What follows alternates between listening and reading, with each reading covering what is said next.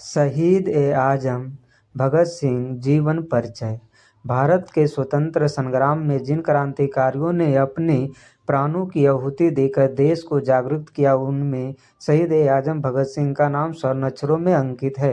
वो केवल एक क्रांतिकारी ही नहीं थे, बल्कि एक विचारक, लेखक और निडर देशभक्त भी थे। उनका जीवन युवाओं के लिए आज भी प्रेरणा का स्रोत है। जन्म और परिचय। भगत सिंह का जन्म 28 सितंबर 1907 को पंजाब वर्तमान पाकिस्तान के लायलपुर जिले के गांव बंगा गांव में हुआ था। उनके पिता का नाम सरदार किशन सिंह और माता का नाम विद्यावती था। उनका परिवार पहले से ही देशभक्ति और क्रांतिकारी विचारों से जुड़ा हुआ था। उनके चाचा अजीत सिंह और स्वर्ण सिंह अंग्रेजों के विरुद्ध आंदोलनों में सक्रिय थे। इस वातावरण का प्रभाव भगत सिंह के मन पर बचपन से ही पड़ा। बचपन और शिक्षा। भगत सिंह बचपन से ही तेज बुद्धि और जिज्ञासु स्वभाव का थे।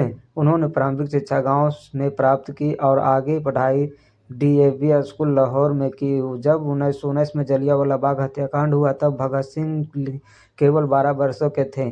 इस घटना ने उनके मन पर गहरा प्रभाव डाला। कहा जाता है कि वो जलियांवाला बाग जाकर वहाँ की मिट्टी अपने साथ ले आए और अंग्रेजी शासन के प्रति उनके मन में गहरा रोष भर गया। राष्ट्रीय आंदोलन से जुड़ाव।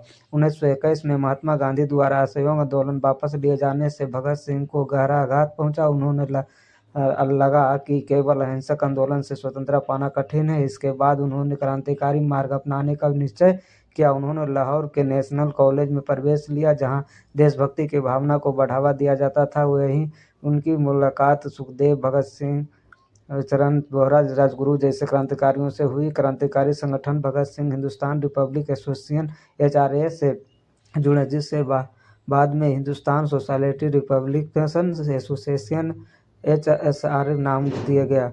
उनका उद्देश्य केवल अंग्रेजों को हटाना नहीं था, बल्कि एक समतापूर्ण शोषण मुक्त समाज की स्थापना करना था। लाला लाजपत राय की मृत्यु और बदला। 1928 में साइमन कमीशन के विरोध के दौरान अंग्रेज अधिकारियों के लाठीचार्ज से लाला लाजपत राय गंभीर रूप से घायल हो गए और बाद में उनकी मृत्यु हो गई। इस घटना से भगत सिंह और उनके साथियों में भारी आक्रोश फैल गया। उन्होंने इसका बदला लेने का निश्चय किया। 17 दिसंबर 1928 को भगत सिंह और राजगुरु ने अंग्रेज अधिकारियों जेम्स एच स्कॉट को मारने की योजना बनाई, लेकिन गलती से जेपी सॉन्डर्स मारा गया। इसके बाद वो फरार हो गए। असेंबली में बम कांड। 8 अप्रैल 1929 को भगत सिंह और बटुकेश्वर दत्त ने दिल्ली की केंद्रीय विधानसभा में बम फेंके, लेकिन बम जानबूझकर ऐसे थे कि किसी की जान न जाए। बम फेंकने के बाद उन्होंने भागने का बजाय स्वयं गिरफ्तारी दी और नारा लगाया, इनकलाब जिंदाबाद, और पर्चे बांटे ताकि जनता तक उनका संदेश पहुंचे। जेल जीवन और विचार। जेल में रहते हुए भगत सिंह ने लंबी भूख हड़ताल की ताकि भारतीय कैदियों को अंग्रेज कैदियों के समान अधिकार मिल सके। वो जेल में भी अध्ययन करते रहे और समाजवाद, साम्यवाद तथा दर्शन पर गहन चिंतन किया। उनका प्रसिद्ध लेखक मैं नास्तिक क्यों हूँ उनके वैचारिक साहस और तर्कशील सोच को दर्शाता है। वह ईश्वर से नहीं, बल्कि अन्याय और शोषण से लड़ने में विश्वास रखते थे। शहादत।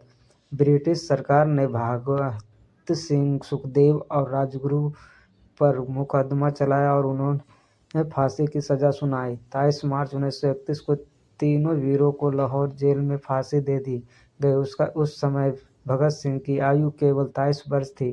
फांसी से पहले वो लेनिन की जीवनी पढ़ रहे थे। यह उनके विचारों की गहराई को दर्शाता है। महत्व और विरासत। भगत सिंह की शहादत ने पूरे देश को झकझोर दिया। वो केवल एक व्यक्ति नहीं, बल्कि एक विचार बन गए। आज भी उनका नारा इनकलाब जिंदाबाद युवाओं में ऊर्जा भर देता है। उन्होंने सिखाया कि स्वतंत्रता केवल राजनीतिक नहीं, सामाजिक और आर्थिक भी होनी चाहिए। अन्याय के विरुद्ध आवाज उठाना हर नागरिक का कर्तव्य है। सच्चा देश प्रेम, त्याग और साहस मांगता है। उपसंहार। शहीद भगत सिंह का जीवन छोटा था, लेकिन उनका प्रभाव अमर है। उन्होंने हंसते हंसते देश के लिए बलिदान दे दिया। वो आज भी भारत की आत्मा में जीवित है और हर पीढ़ी को यह याद दिलाते हैं कि इनकलाब जिंदाबाद, इनकलाब जिंदाबाद का नारा किसने दिया।